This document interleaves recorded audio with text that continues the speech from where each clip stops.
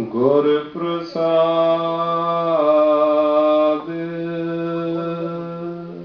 ਜਪ ਆਦਿ ਸਚ ਜੁਗਾਦਿ ਸਚ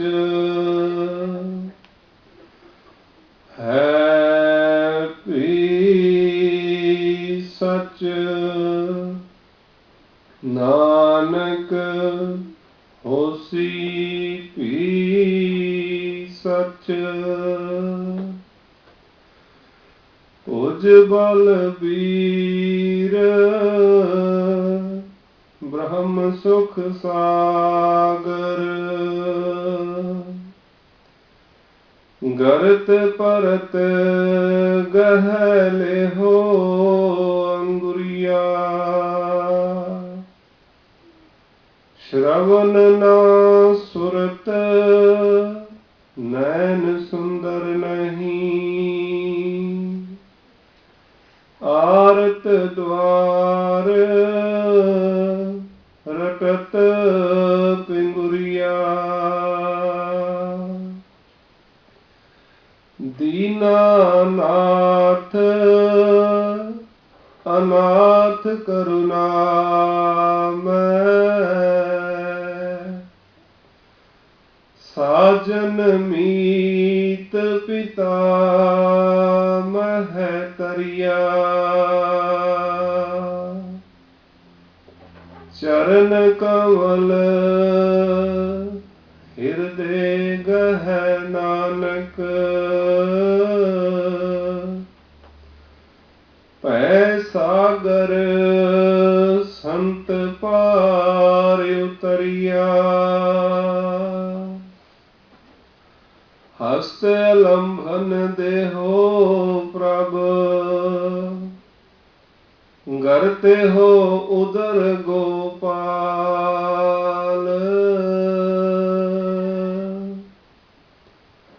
ਮੋਹਿ ਨਿਰਗੁਣ ਮਤ ਥੋਰੀਆ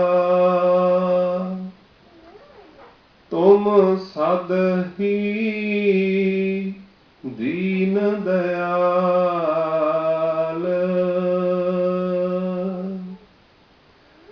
ਪਰਮ ਸਨਮਾਨਯੋਗ ਜੁਗਹਾਉ ਜੁਗ ਅਟਲ ਚਵਰ ਛਤਰ ਤਖਤਾਂ ਦੇ ਮਾਲਕ ਗੁਰਤਾ ਗੱਦੀ ਤੇ ਵਿਰਾਜਮਾਨ ਦਸਾਂ ਹੀ ਪਾਤਸ਼ਾਹੀਆਂ ਦੀ ਆਤਮਿਕ ਜੋਤ ਸ਼ਬਦਾ ਅਵਤਾਰ ਸਤਿਗੁਰੂ ਸਾਹਿਬ ਸ੍ਰੀ ਗੁਰੂ ਗ੍ਰੰਥ ਸਾਹਿਬ ਮਹਾਰਾਜ ਸੱਚੇ ਪਾਤਸ਼ਾਹ ਜੀ ਦੀ ਪਾਵਨ ਪਵਿੱਤਰ ਨਿੱਘੀ ਗੋਦ ਅੰਦਰ ਸੁਭਾਏਮਾਨ ਹੋਏ ਬੈਠੇ ਗੁਰਮੁਖ ਪਿਆਰੇ ਸਤ ਸੰਗੀ ਜਨੋ ਗੁਰੂ ਫਤਿਹ ਪ੍ਰਵਾਨ ਕਰੋ ਜੀ। ਵਾਹਿਗੁਰੂ ਜੀ ਕਾ ਖਾਲਸਾ ਵਾਹਿਗੁਰੂ ਜੀ ਕੀ ਫਤਿਹ। ਸਤਿਗੁਰਾਂ ਨੇ ਅਪਾਰ ਬਖਸ਼ਿਸ਼ ਕਿਰਪਾ ਰਹਿਮਤ ਕੀਤੀ ਹੈ ਜੋ ਇਹ ਸੰਧਿਆ ਦੇ ਦੀਵਾਨ ਅਤੇ ਸਤ ਸੰਗਤ ਦੀਆਂ ਘੜੀਆਂ ਪ੍ਰਾਪਤ ਹਨ। ਸ੍ਰੀ ਸੁਖਮਨੀ ਸਾਹਿਬ ਜੀ ਦੇ ਜਾਪ ਉਪਰੰਤ ਸ੍ਰੀ ਰਹਿਰਾਸ ਸਾਹਿਬ ਜੀ ਦੇ ਜਾਪ ਹੋਏ। ਬੱਚਿਆਂ ਪਾਸੋਂ ਆਪ ਜੀ ਨੇ ਸਿਮਰਨ ਸ਼੍ਰਵਣ ਕੀਤਾ ਹੈ। ਆਓ ਜੋ ਸਮਾਂ ਸਤਿਗੁਰੂ ਜੀ ਨੇ ਸਾਨੂੰ ਬਖਸ਼ਿਸ਼ ਕੀਤਾ ਹੈ ਇਸ ਦਾ ਲਾਹਾ ਲਈਏ। ਗੁਰਬਾਣੀ ਵਿਚਾਰ ਗੁਰ ਸ਼ਬਦ ਦੀ ਵਿਚਾਰ ਦੇ ਨਾਲ ਜੁੜ ਕਰਕੇ ਆਪਣੇ ਜਨਮ ਦੀਆਂ ਇਹਨਾਂ ਘੜੀਆਂ ਨੂੰ ਸਫਲਿਆਂ ਕਰਦੇ ਹੋਏ ਸਤਿਗੁਰੂ ਜੀ ਦੇ ਸ਼ਬਦ ਦੀ ਵਿਚਾਰ ਦਾ ਆਸਰਾ ਲਈਏ ਜੋ ਸਤਿਗੁਰੂ ਜੀ ਸਾਨੂੰ ਉਪਦੇਸ਼ ਬਖਸ਼ਿਸ਼ ਕਰਦੇ ਹਨ। ਇਸ ਮਨੁੱਖਾ ਦੇਹੀ ਦੇ ਬਾਬਤ ਵਰਤਮਾਨ ਸਮੇਂ ਦੇ ਬਾਬਤ ਕਿਸ ਪ੍ਰਕਾਰ ਅਸੀਂ ਗੁਰੂ ਦੀ ਸ਼ਰਨ ਗੁਰੂ ਦਾ ਓਟ ਆਸਰਾ ਲੈ ਕੇ ਤੇ ਆਪਣੇ ਇਸ ਜੀਵਨ ਦੇ ਪੈਂਡੇ ਨੂੰ ਤੈਅ ਕਰਨਾ ਹੈ। ਕਿਉਂਕਿ ਆਪਾਂ ਪੜ੍ਹਦੇ ਹਾਂ ਗੁਰ ਬਿਨ ਘੋਰ ਅੰਧਾਰ ਗੁਰੂ ਬਿਨ ਸਮਝ ਨਾ ਆਵੇ, ਗੁਰ ਬਿਨ ਸੁਰਤ ਨਾ ਸਿੱਧ ਗੁਰੂ ਬਿਨ ਮੁਕਤ ਨਾ ਪਾਵੇ। ਇਹ ਜੋ ਬਚਨ ਸਤਿਗੁਰੂ ਜੀ ਫਰਮਾਨ ਕਰਦੇ ਹਨ ਬਾਣੀ ਦੇ ਦੁਆਰਾ, ਇਹਨਾਂ ਦਾ ਸਿੱਧਾ ਸਿੱਧਾ ਸੰਬੰਧ ਜੋ ਹੈ ਮਨੁੱਖ ਮਾਤਰ ਦੇ ਨਾਲ ਹੈ, ਕਿਸੇ ਪਸ਼ੂ ਪਕਸ਼ੀ ਦੇ ਨਾਲ ਨਹੀਂ, ਕਿਸੇ ਹੋਰ ਜੋਨੀ ਦੇ ਨਾਲ ਨਹੀਂ। ਇਹਦਾ ਸਿੱਧਾ ਸਿੱਧਾ ਸੰਬੰਧ ਮਨੁੱਖ ਮਾਤਰ ਦੇ ਨਾਲ ਹੈ, ਕਿਉਂਕਿ परिपूर्ण परमेश्वर निरंकार वाहिगुरु ने ये कायनात जो है सृष्टि बनाई है, कोट ब्रह्मांड को ठाकुर स्वामी सर्व जिया का दाता रे। वो परमेश्वर देखो सारे जिया का दाता है, सबनू दाता देण वाला परमेश्वर निरंकार वाहिगुरु आप है। प्रतिपालै नित सार संभालै, सतगुरु बख्शिश करते हैं प्रतिपालै, वो प्रतिपालना करने वाला है। नित सार संभालै ते नित जीव दी सार संभाल करता है। एक गुण नहीं मूर्ख जाता रे। उस परिपूर्ण परमेश्वर दे एक गुण नूं ये मनुख जो है जानता नहीं है। मूँह रख भाव जिसने सिर्फ अते सिर्फ अपने जीवन के अंदर मुख नूं अगे रखिया होया है। मुख तो भाव की है? अपनी जिहबा दे नाल मंदे विचार बोलने, कन्नां दे नाल मंदे विचार सुनने, नेत्रां दे नाल मंदा देखना। भी जिसने सिर्फ अपने मुख नूं ही अगे रखिया होया है, उसनूं भाव अपने होंद दा पता ही नहीं है कि ये जीवन की है, इसका मनोरथ की है, इसकी महानता की है। सतगुरु जी फरमान करके समझाते हैं, मन तू जोत स्वरूप है, अपना मूल पछाण। भाई ठीक है, पिछले जन्मां दे विच जो तेरा जीवन रहा, जो तू खादा पीता सोया हंडाया सब प्रवान है, पर यह मनुखा देही तेनू परमेश्वर की प्राप्ति के वास्ते मिली है। इस करके अपना मूल पछाण मन हर जी तेरे नाल है। वो परमेश्वर तेरे नाल वसदा है। गुर शब्दी रंग माण, ते गुरु दे शब्द दे द्वारा तू उस दे रंग भाव प्रेम नूं माण सकदा है। गुरु दे शब्द की समझ पै जावे ते मनुख उस परिपूर्ण परमेश्वर दे प्रेम नूं माण सकदा है, जिस दे बाबत श्री गुरु गोबिंद सिंह महाराज सच्चे पातशाह जी अपनी पावन बाणी के द्वारा कथन करते हैं। जतर ततर दिशा विसा होए फैलियो अनुराग। प्रेम होकर के वो परमेश्वर जो है सारे पासे फैलिया होया है। हर एक दे विच वो परमेश्वर आप वसिया होया है। वो निरंकार वाहिगुरु सर्ब निवासी सदा अलेपा तोहे संग समाई, काहे रे बन खोजन जाई। हे भाई, हे मनुख, तू कातों बना दे विच जंगलों दे विच भटकदा फिरदा है? क्योंकि असी देखते हाँ आदि काल दे विच ऋषि मुनि जो संसार दे वल्लों विरक्त हो जाते, उदास हो जाते, संसारक पदार्थों के वल्लों जिन्हां दा मोह टुटदा ते वो भेस बना करके, भंगवे कपड़े पा करके, कंन पड़वा करके, होर नाना प्रकार दे अपने जो भेस हैं उन्होंने बना के ते जंगलों आदਿਕ ਨੂੰ चले जाते, संसार ਨੂੰ त्याग देंगे। पर सतगुरु सानू समझाते हैं, भाई काहे रे बन खोजन जाई, कादे वास्ते जाना है? उस परिपूर्ण परमेश्वर की प्राप्ति के वास्ते श्री गुरु नानक देव जी महाराज जी ने सानू जो कुंजी दी है, जो रस्ता दिता है, जो मार्ग दसिया है, सब तो सुखैन है। देखो लोग सिक्खी तो मुनकर होंदे हैं, सिक्खी तो पतित हो जाते हैं, पर की सिक्खी तो सुखैन मार्ग संसार के अंदर परमेश्वर की प्राप्ति का कोई दूसरा है? पुराने समय के अंदर लोग जल धारण करते, जंगलों में चले जाते, बैसंतर अग्नि दी धूणियां तपा तपा के तप करते। भाई गुरदास जी वाहिगुरु मंत्र की महिमा का कथन करते हैं, क्योंकि श्री गुरु नानक देव महाराज जी ने सानू की दिता है? नानक के घर केवल नाम, केवल नाम दिता है गुरु नानक देव जी ने। भाई आ नाम की कुंजी है, इस नाम के नाल ही सारे जंदरे खुलने हैं, इस नाम के नाल ही तेनों सारियां प्राप्तियां होनियां हैं। सिमरो सिमर सिमर सुख पाओ। बस मनुख मात्र का इन्ना ही काम है कि वो जो परिपूर्ण परमेश्वर निरंकार वाहिगुरु है उसकी याद साडे हिरदे विच बनी रहे। इस तो टुट होर कोई भी कार्य जो है वो करना मनुख के वास्ते सतगुरु जी ने नहीं कहा भी तू तीर्थां ते रटन करेगा तो तेनों परमेश्वर की प्राप्ति होएगी, या तू सिर्फ इशनान ही करी जाएगा तो तेनों परमेश्वर की प्राप्ति हो जाएगी। सतगुरु जी ने बड़ा सीधा सीधा रस्ता दिता तो सतगुरु जी ने बख्शिश की कि अब कलू आयो रे। आ देखो भाई आ जो समा है इसनूं आपां कलयुग के नाम के नाल जानते हैं। 4 युग हैं संसार के अंदर, ये चौथा युग है कलयुग का युग है। तो कलयुग के बाबत भी असी कह देंगे हाँ भी जो कुछ भी संसार ते वापर रहा है, जो कुछ भी संसार के उत्ते हो रहा है कलयुग करके है। कलयुग माड़ा है, कलयुग का समा बहुत माड़ा है। आम मनुखों की ये धारणा होंदी है, पर जे सतगुर जी तो पूछिए तो सतगुर जी कुछ होर दसदे हैं। सतगुर बख्शिश करते हैं सतयुग सत त्रेता जगी द्वापर पूजा 4 तीनों युग तीनों दृढ़े कल केवल नाम आधार। सतगुर बख्शिश करते हैं सतयुग त्रेता द्वापर भणिया कलयुग उत्तमो युगा माहे। स्पष्ट कह दिता गुरु साहिब ने कि सतयुग द्वापर त्रेता भणिया कलयुग उत्तमो युगा माहे। की कारण है जी सतगुर जी दसो तुसी क्यों कलयुग नूं उत्तम कहा है। ते सतगुर जी फरमान करते हैं एह कर करे सो एह कर पाए। कलयुग का यह नियम है, कलयुग का यह सिद्धांत है, या कलयुग का जो पसारा है इस समय के अंदर सतगुर बख्शिश करते हैं कि एह कर करे सो एह कर पाए। पुरातन समय के अंदर जे किसी नगर के अंदर कोई मनुख गुनाह करता है सारे नगर नूं सजा दी जाती।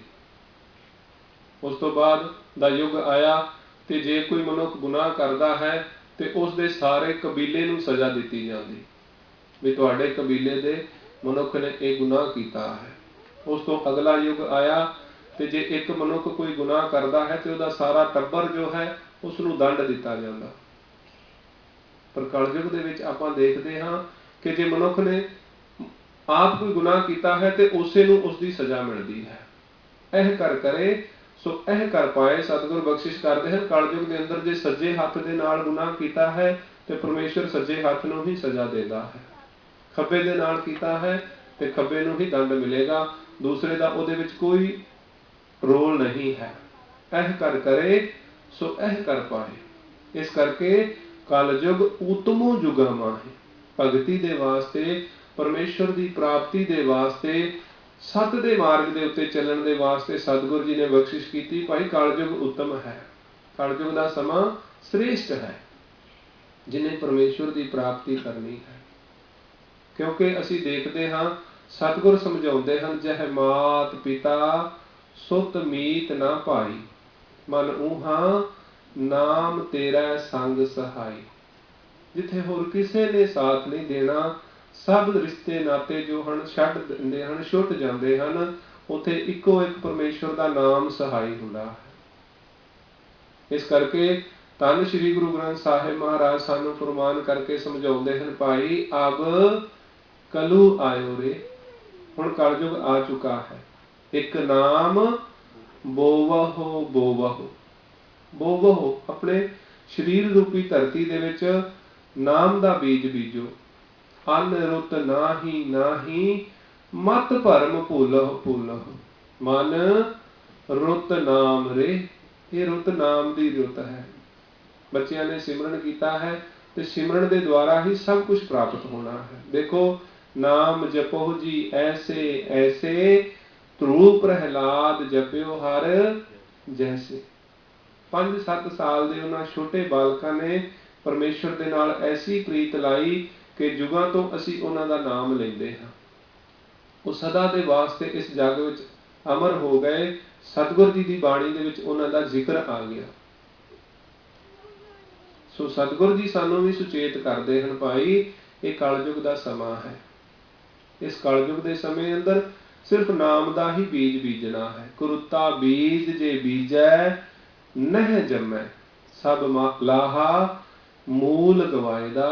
जे बिना रुत तो तुसी कोई कर्म कांड करते हो, बिना रुत तो खेती मनुख करे तो सतगुर जी बख्शिश करते हैं, उसनूं लाभ तो की मिलना है, अपने पल्लियों भी वो गवा देता है। इत्थे भी खेती हुंदी है, आपां देखते हाँ, जिहो जी रुत होवे उहो जिहा बीज धरती विच बीजिया जाता है। इस करके कलयुग का जो समा है नाम बीजण का समा है। कलयुग दे विच सिर्फ नाम ही, सिमरन ही वो साधन है जिस दे नाल असीं परमेश्वर की प्राप्ति जो है वो कर सकते हाँ, या जीव की परमेश्वर के नाल अभेदता हो सकती है। ठीक है, दूसरे युगों के विच होर कर्म जो हैं वो प्रधान हैं, पर कलयुग का प्रधान कर्म की है? सिमरन है। भगत कबीर जी के कोल कुछ साधु आए, क्योंकि भगत कबीर जी का आपां जीवन जो पढ़ते हाँ, भावें घर दे विच गरीबी है पर मन दे विच संतोख है, परमेश्वर दे नाल प्रेम है, भगती है, परमेश्वर का सिमरन करते हैं। घर दे विच आए उन्हां साधुआं नूं भगत कबीर जी ने बड़े प्रेम दे नाल भोजन प्रशादा छकाया ते उन्हां साधुआं ने कहा, आओ कबीर जी असीं यात्रा ते चले हाँ ते तुहानूं भी नाल लै चलदे हाँ।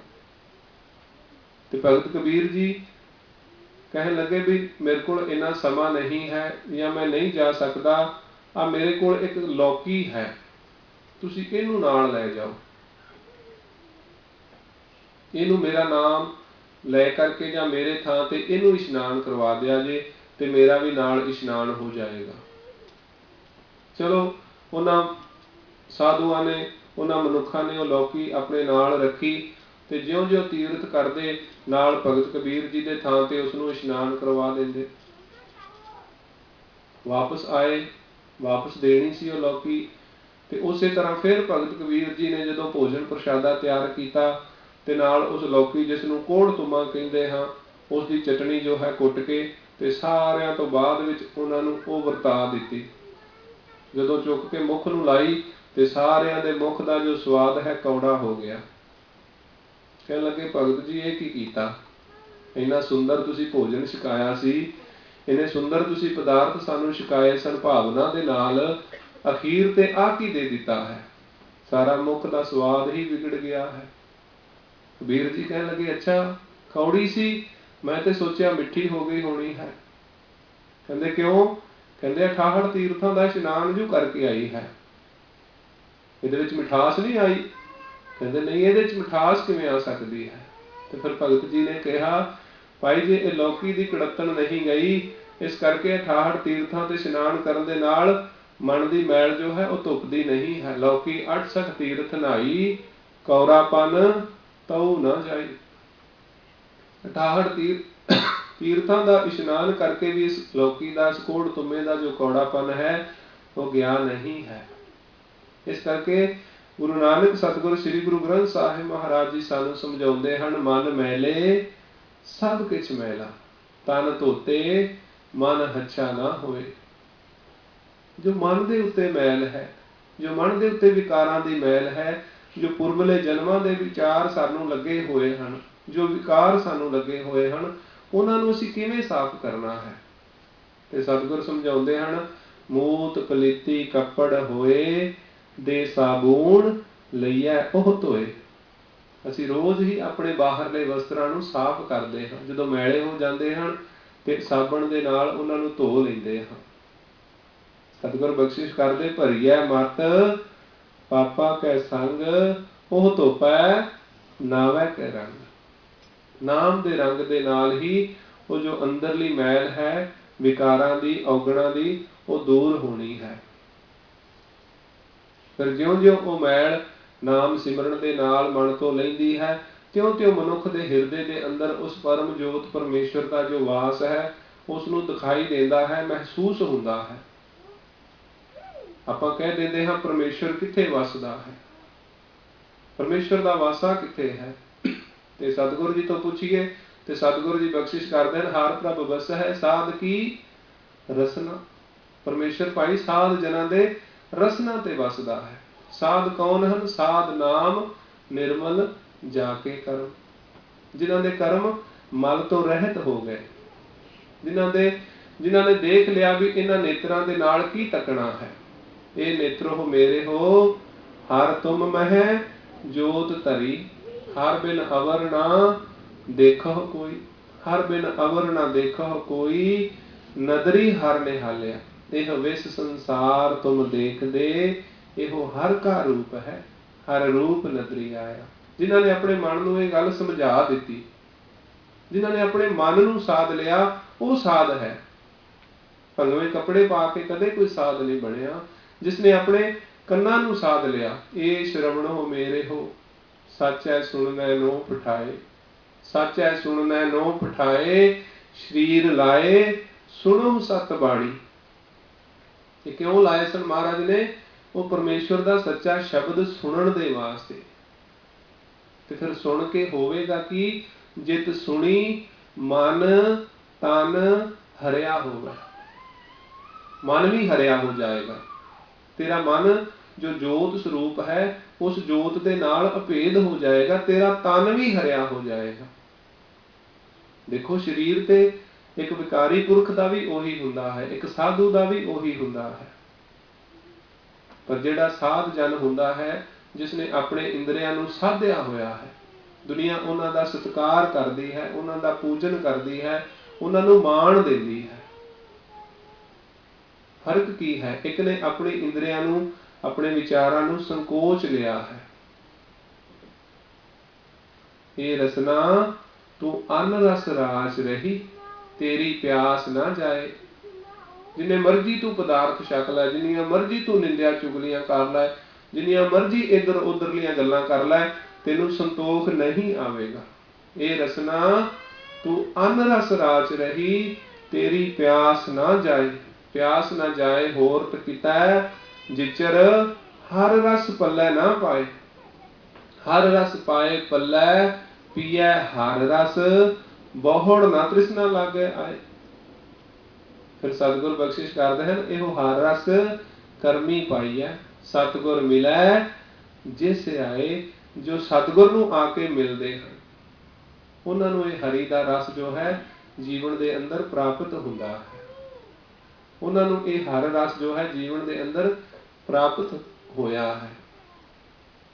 ਦੇਖੋ, ਜਿਨ੍ਹਾਂ ਨੇ ਪਰਮੇਸ਼ਵਰ ਦਾ ਨਾਮ ਜਪਿਆ, ਜਿਨ੍ਹਾਂ ਨੇ ਪਰਮੇਸ਼ਵਰ ਦੀ ਸੰਗਤ ਕੀਤੀ ਹੈ, ਅੱਜ ਉਹ ਸਮਾਂ ਨਹੀਂ ਹੈ। ਅੱਜ ਤੇ ਅਸੀਂ ਬੜੇ ਆਰਾਮ ਦੇ ਨਾਲ ਆ ਕੇ ਗੁਰੂ ਦੀ ਸ਼ਰਨ ਵਿੱਚ ਬੈਠ ਸਕਦੇ ਹਾਂ, ਸਾਰੇ ਸਾਧਨ ਹਨ। ਪਰ ਜੇ ਅਸੀਂ ਭਗਤ ਨਾਮਦੇਵ ਜੀ ਦਾ ਜੀਵਨ ਪੜ੍ਹੀਏ, ਤੇ ਭਗਤ ਨਾਮਦੇਵ ਜੀ ਦੇ ਸਮੇਂ ਉਹਨਾਂ ਨੂੰ ਇਹ ਹੱਕ ਨਹੀਂ ਸੀ ਮਿਲਿਆ ਕਿ ਉਹ ਆ ਕਰਕੇ ਪਰਮੇਸ਼ਵਰ ਦੀ ਸ਼ਰਨ ਦੇ ਵਿੱਚ ਬੈਠ ਕੇ ਸੰਗਤ ਕਰ ਸਕਣ। ਪਰ ਉਹਨਾਂ ਨੇ ਉਸ ਸਮੇਂ ਦੇ ਵਿੱਚ ਵੀ ਪਰਮੇਸ਼ਵਰ ਦੇ ਨਾਲੋਂ ਆਪਣੀ ਲਿਵ ਨੂੰ, ਆਪਣੇ ਮਨ ਨੂੰ ਤੋੜਿਆ ਨਹੀਂ ਹੈ। ਭਗਤ ਨਾਮਦੇਵ ਜੀ ਪਰਮੇਸ਼ਵਰ ਦੇ ਨਾਲ ਜਿਨ੍ਹਾਂ ਦਾ ਇੱਕਮਿਕ ਹਿਰਦਾ ਹੋਇਆ ਹੈ, ਦੇਹੁਰੇ ਦੇ ਵਿੱਚ, ਜਿਸ ਨੂੰ ਮੰਦਰ ਕਹਿ ਲਵੋ, ਸ਼ਿਵਾਲਾ ਕਹਿ ਲਵੋ, ਸਿਮਰਨ ਦੇ ਵਾਸਤੇ, ਭਗਤੀ ਦੇ ਵਾਸਤੇ, ਪਰਮੇਸ਼ਵਰ ਦੇ ਦਰਸ਼ਨਾਂ ਦੇ ਵਾਸਤੇ ਆਏ। ਤੇ ਉੱਥੇ ਬੈਠੇ ਹੋਏ ਜੋ ਉੱਚੀ ਕੁਲ ਦੇ ਮਨੁੱਖ ਹਨ, ਬਾਂਹ ਤੋਂ ਪਕੜ ਕਰਕੇ ਬਾਹਰ ਕੱਢ ਦਿੱਤਾ। ਕਹਿਣ ਲੱਗੇ, ਤੁਹਾਨੂੰ ਇੱਥੇ ਬੈਠਣ ਦਾ ਹੱਕ ਨਹੀਂ ਹੈ, ਨਾਮਿਆ ਤੂੰ ਨੀਵੀਂ ਜਾਤ ਦਾ ਹੈ, ਤੇਰੀ ਜਾਤ ਛੋਟੀ ਹੈ, ਤੂੰ ਨਹੀਂ ਬੈਠ ਸਕਦਾ ਇੱਥੇ। ਅੱਜ ਦੇਖੋ, ਜੇ ਕਿਸੇ ਨੂੰ ਅਸੀਂ ਗੁਰੂ ਘਰ ਦੇ ਵਿੱਚੋਂ ਇਹੋ ਜਿਹਾ ਵਿਵਹਾਰ ਕਰੀਏ ਤੇ ਮਨੁੱਖ ਤੇ ਕੀ ਬੀਤਦੀ ਹੈ। ਸਾਨੂੰ ਕੋਈ ਕਹੇ ਵੀ ਤੂੰ ਨਿਕਲ ਜਾ ਇਸ ਦਰ ਤੋਂ, ਤੈਨੂੰ ਇੱਥੇ ਬੈਠਣ ਦਾ ਕੋਈ ਹੱਕ ਨਹੀਂ ਹੈ, ਤੇ ਹਿਰਦੇ ਤੇ ਕੀ ਬੀਤਦੀ ਹੈ। ਉਸ ਨਾਮਦੇਵ ਜੀ ਦਾ ਉਹਨਾਂ ਨੇ ਬਾਂਹ ਤੋਂ ਪਕੜਿਆ ਤੇ ਕਿਹਾ ਵੀ ਤੂੰ ਚੱਲ ਬਾਹਰ, ਤੇਰੀ ਨੀਵੀਂ ਜਾਤ ਹੈ, ਤੇਰੀ ਕੁਲ ਛੋਟੀ ਹੈ।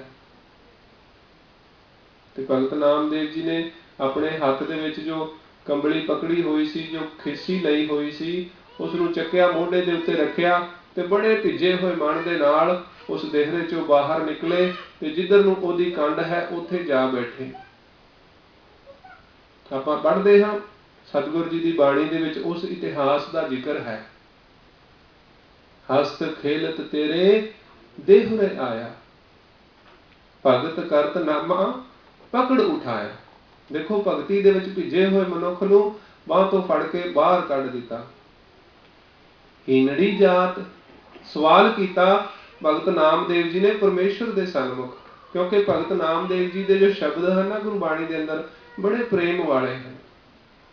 भगत नामदेव जी के शब्दों को जो मनुख पढ़ता है तो मन दे अपने आप ही भावना बनती है, प्रेम बनता है। भगत नामदेव जी ने सवाल किया परमेश्वर नूं, परमेश्वर हीनड़ी जात मेरी जात मराया। ये जादुआं दे राया भाव जो भगवान कृष्ण है, जो परमेश्वर रूप है।